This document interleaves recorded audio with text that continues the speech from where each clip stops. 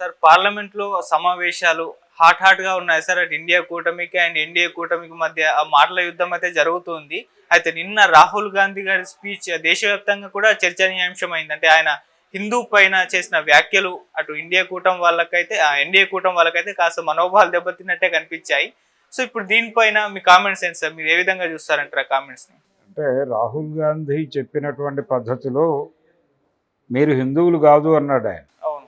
మీరు హిందువులు కాదు అనటానికి ఆయన ఒక పద్ధతి ఎంచుకున్నాడు. ఎంచుకుని అంటే మీరు అహింసని పాటించడం లేదు, ఇంతకు ముందు ఉన్నటువంటి పరమత సహనము అనే దాన్ని వదిలిపెట్టేశారు,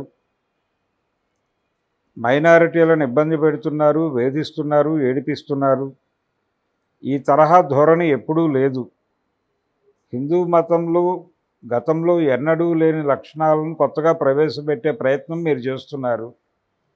తద్వారా హిందువులని శత్రువులుగా మారుస్తున్నారు.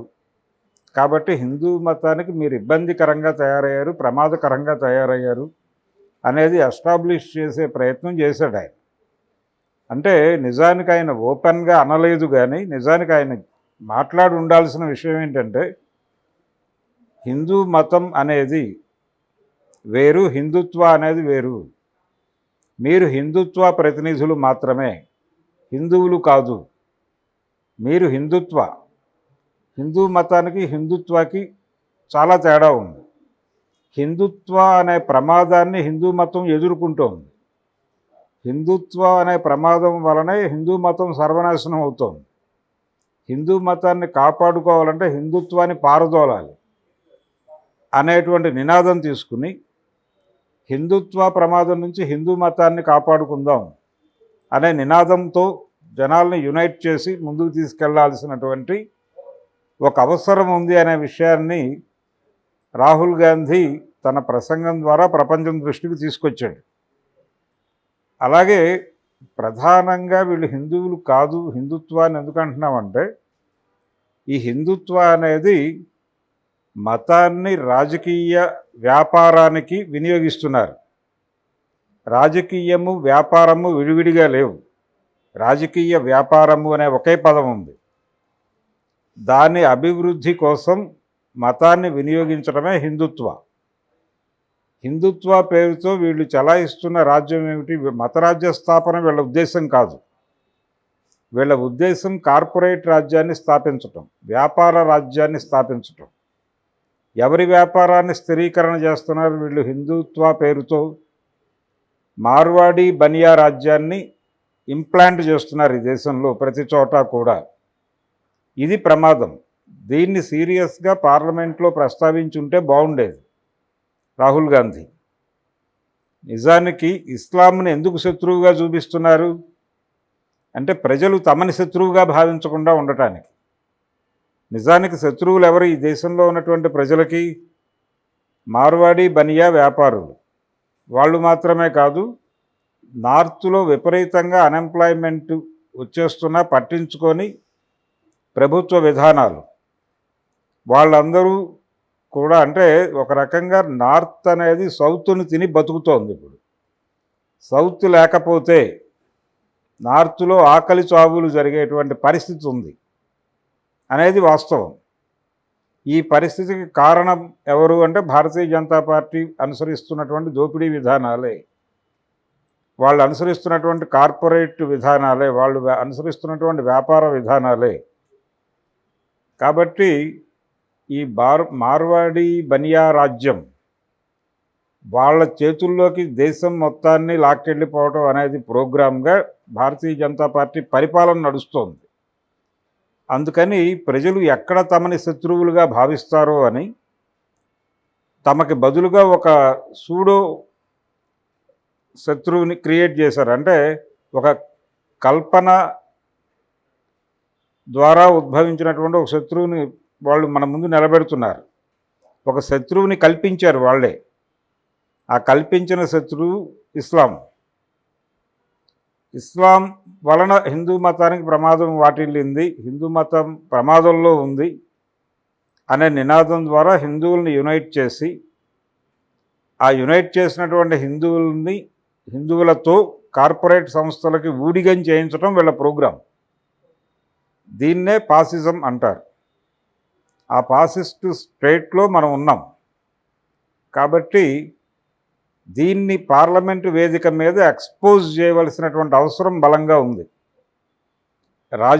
రాహుల్ గాంధీ మాట్లాడిన దానిలో ఆయన మాట్లాడింది తప్పేం మాట్లాడలేదు, కానీ ఆయన మాట్లాడాల్సినటువంటి అంశాలు చాలా ఉన్నాయి. వాళ్ళేదో ఓం బిర్లా వీళ్ళందరూ కలిసి, అంటే స్పీకరు వీళ్ళందరూ కలిసి ఈరోజు ఆయన వ్యాఖ్యల్ని మేము పార్లమెంట్ రికార్డుల్లోంచి తొలగిస్తున్నాం, అందులో చాలా అంశాలని, ఇది మోడీని ఆయన విమర్శించిన పద్ధతి, అలాగే జాతిని అవమానపరచడంగా భావించాల్సి ఉంటుంది దీన్ని, కాబట్టి ఆయన వ్యాఖ్యలు రికార్డుల నుంచి తొలగించాలి అని ఎన్డీఏ కూటమి నుంచి వచ్చిన అభ్యర్థనల్ని మన్నిస్తూ రికార్డుల నుంచి తొలగించే నిర్ణయం తీసుకోబోతున్నట్టుగా ఆయన ప్రకటించాడు. దాని మీద రాహుల్ గాంధీ గారు ఒక ప్రెస్ మీట్ పెట్టి మీరు రికార్డుల్లో ఉంచుకుంటారో తీసుకుంటారో అనేది మీ విచక్షణ, మీకు నేను మాట్లాడిన విషయం ఏ మేరకు అర్థమైందో, ఏ మేరకు భయపెట్టిందో నాకు అర్థమవుతోంది. భయపెట్టడం వలన తొలగిస్తామంటున్నారు, కానీ మీరు ధైర్యం కలిగిన వాళ్ళు అయి ఉంటే దాన్ని ఆర్గ్యుమెంట్ పెట్టడం కోసం అలా ఉంచేవాళ్ళు. అలా ఉంచలేదు అంటే మీలో పిరికితనం ఉంది, మీరు భయపడుతున్నారు అనేది అర్థం చేసుకోవాల్సి ఉంటుంది అన్న టోన్లో మాట్లాడాడు ఆయన ఈరోజు పెట్టినటువంటి ప్రెస్ మీట్లో. నిజానికి ఇప్పటికే ఆయన ఉపన్యాసం జనంలోకి వెళ్ళిపోయింది. జనం మాట్లాడుకోవటం మొదలైంది, కానీ అది చాలదు, ఆ డోస్ చాలదు. అంటే ఈ పార్లమెంట్ సెషన్లో మొదటిసారిగా ప్రతిపక్ష వాణి బలంగా వినిపించటానికి కావలసిన మెజారిటీ ప్రతిపక్షానికి ఉండటం అనేది ఆ బలం కనిపించింది ఆయన వాయిస్లో, ఆయన సమాధానాలు చెప్పడంలోనూ.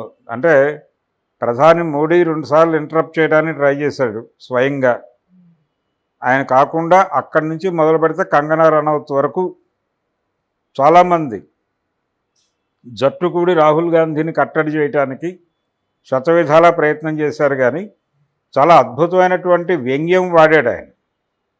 రాహుల్ గాంధీ ప్రసంగంలో అద్భుతమైన వ్యంగ్యం నడిచింది, చాలా సెటైర్ వేసాడు ఆయన మోడీ ప్రభుత్వం మీద, ఈసారి ప్రభుత్వం ఏర్పాటు చేసిన తీరు మీద, దేశ ప్రజలకు వాళ్ళు చేస్తున్నటువంటి దుర్మార్గాల మీద ఆయన చాలా స్పష్టంగా మాట్లాడాడు. కానీ ఆ డోస్ చాలదు, అది కాదు ఆయన చెప్పాల్సిన విషయం.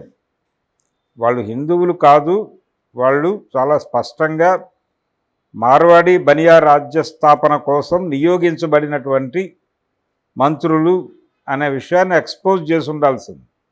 ఎక్స్పోజ్ చేసి వాళ్ళు ఒక బూటకపు శత్రువుని మన ముందు నిలబెట్టి వాళ్ళ మీద మన చూపు వెళ్లకుండా డైవర్షన్ చేశారు,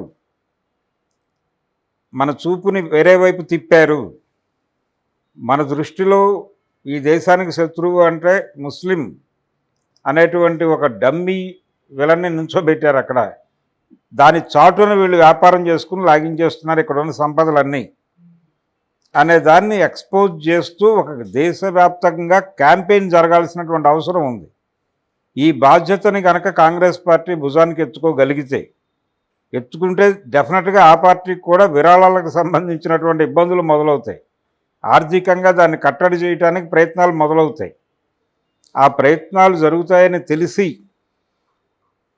దాడి చెయ్యాలి అనే మనస్తత్వంతో, అంటే తద్వారా జాతికి ప్రయోజనం ఉంటుంది అని భావించి గనక సీరియస్ క్యాంపెయిన్ చేయగలిగితే, ప్రజల్లోకి ఈ విషయాన్ని బలంగా తీసుకెళ్ళగలిగితే భారతీయ జనతా పార్టీని సముద్రంలో పారేయటం చాలా తేలికే. ఆల్రెడీ జనం డీవియేట్ అయి ఉన్నారు. 63 సీట్లు కోల్పోయింది ఈ ఎన్నికల్లో భారతీయ జనతా పార్టీ. 303 నుంచి 63 స్థానాలు కోల్పోయి అది 40 దగ్గర నిలబడింది. నిజానికి అంతకంటే తక్కువ 30 సీట్లు అదనంగా వచ్చినాయి వాళ్ళకి. 211 దగ్గర ఆగాల్సినటువంటి సందర్భం. ఒక అడుగు ముందుకు నడిచారు, కానీ అది చాలదు. ఆ పరిస్థితి ఈ ఎన్నికల్లో జనం రుచి చూపించారు. వచ్చే ఎన్నికల్లో ఈ పార్టీని బంగాళాఖాతంలో విసిరేయటానికి కావలసినటువంటి ఒక పునాదిని నిర్మించుకోవటానికి కాంగ్రెస్ పార్టీ సిద్ధంగా ఉంటే తప్పనిసరిగా కొంత స్టడీ చేయవలసినటువంటి అవసరం ఉంది, అవగాహన చేసుకోవాల్సిన అవసరం ఉంది. ఏమిటి ఈ హిందుత్వ మూలమేమిటి, ఈ ఐడియా వెనకాల ఉన్నటువంటి ప్రేరేపకులు ఎవరు, గుజరాతీ బనియాలు, రాజస్థానీ మార్వాడీలు చేస్తున్నటువంటి రాజకీయం ఏమిటి, అంటే వ్యాపార రాజకీయం ఏమిటి అనేది అర్థం చేసుకొని వాళ్ళకి ఏమర్థమైందో దాన్ని ప్రపంచానికి చెప్పే ప్రయత్నం కనుక చేయగలిగితే బలంగా